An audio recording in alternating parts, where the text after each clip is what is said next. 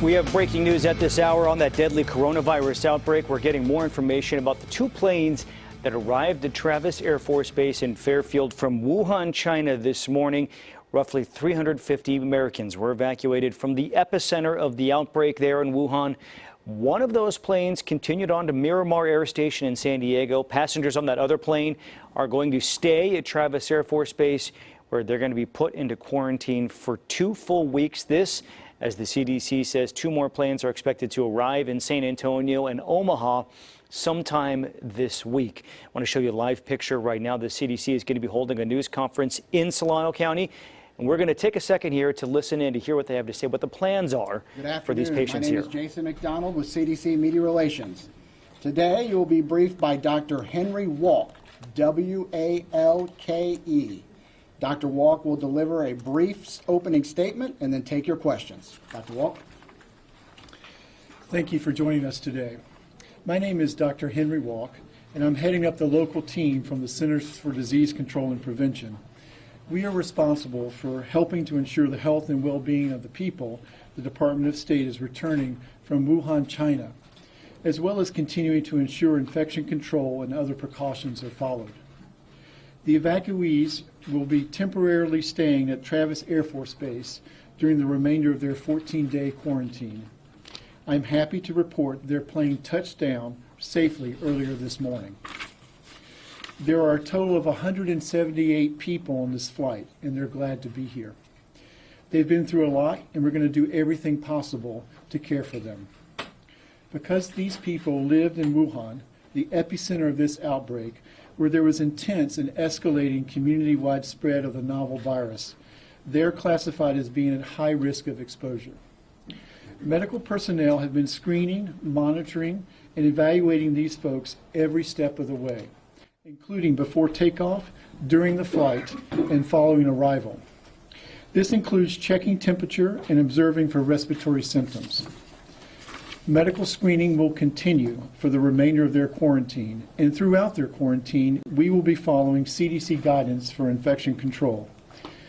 Anyone showing signs of illness during the quarantine period will be transported to a nearby medical facility for isolation, evaluation, and care as needed. We know this situation may be concerning to people in the Travis Air Force Base community.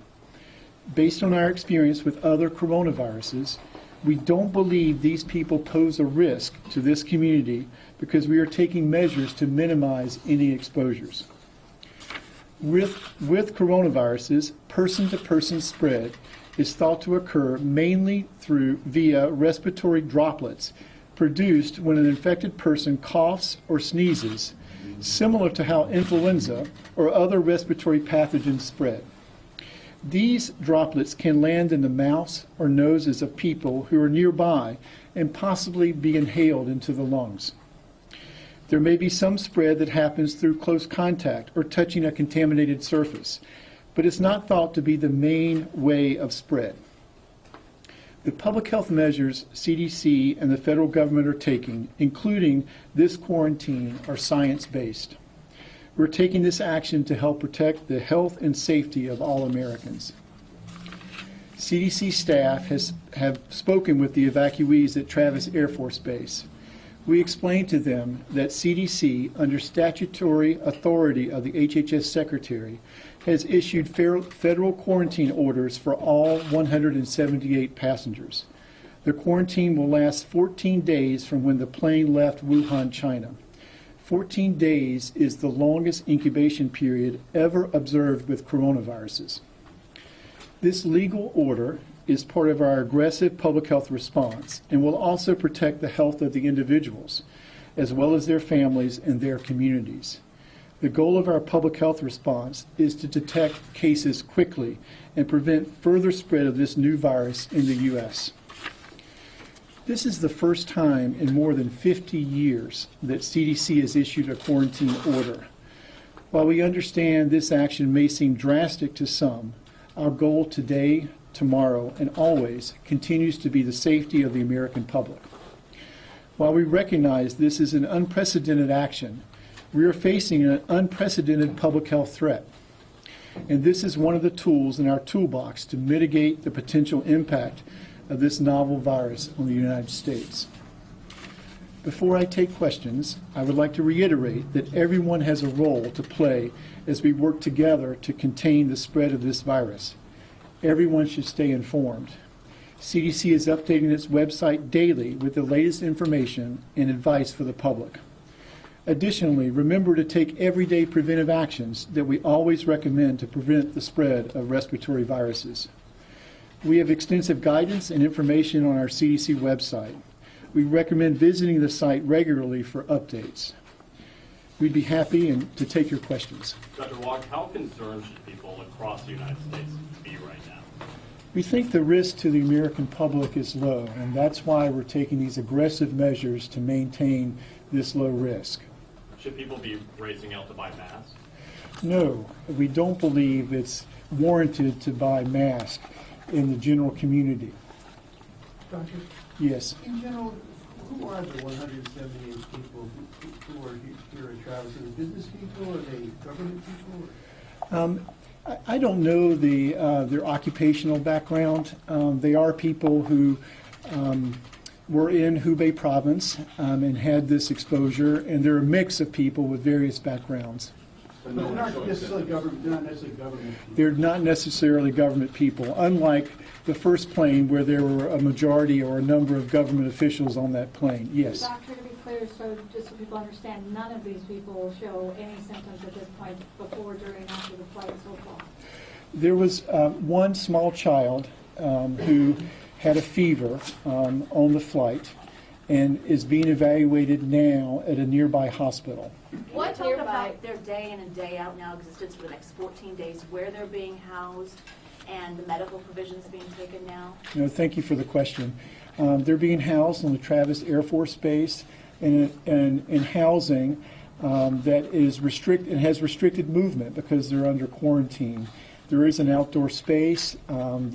Each family has an individual room, and they're offered food and services, wraparound services to provide their comfort. But they'll have to stay under quarantine for 14 days. So there's laundry rooms on site? And There's how does laundry- that work so they don't then pass it on to other people that are in that quarantined area? That's correct. Now remember, all of these people who are under quarantine don't have symptoms. But we're monitoring them. They're maintaining levels of separation or social distancing, but they do have access to regular services. How Yes. their food? Who's doing their laundry? Who's taking out the trash?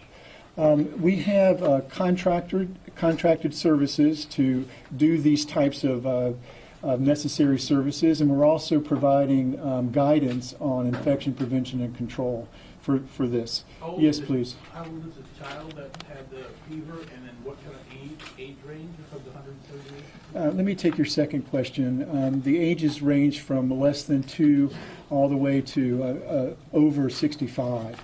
I really don't want to get into the details of the specific ages of the child just to protect their identity, as well as I don't want to get into the details of which facility they went to. Was What the are the child procedures? quarantined on the flight? Separated from everybody else on the flight? It's an airplane, and so as much as possible, it is an airplane, and so. But let me just say again, children have fever for a number of different reasons, and so the child is being evaluated at this point, and will be put in isolation and tested. What are the Yes. what are the procedures for not only to Doug's question about the services provided to the people as they're living where they are, but then also Okay, so we are now listening in right now to an update from the CDC about the more than 150 people who are being quarantined right now at Travis Air Force Base in Fairfield. They were flown in from Wuhan, China. We heard them say not all of them were government employees. One, he said, under the age of 2. The oldest, 65 years old, but saying mostly they are not exhibiting any symptoms. So we're going to keep monitoring this. We're going to let you know if anything major comes out of it. But the situation right now is those people now being quarantined at Travis Air Force Base, and they're going to be there at least for the next 2 weeks.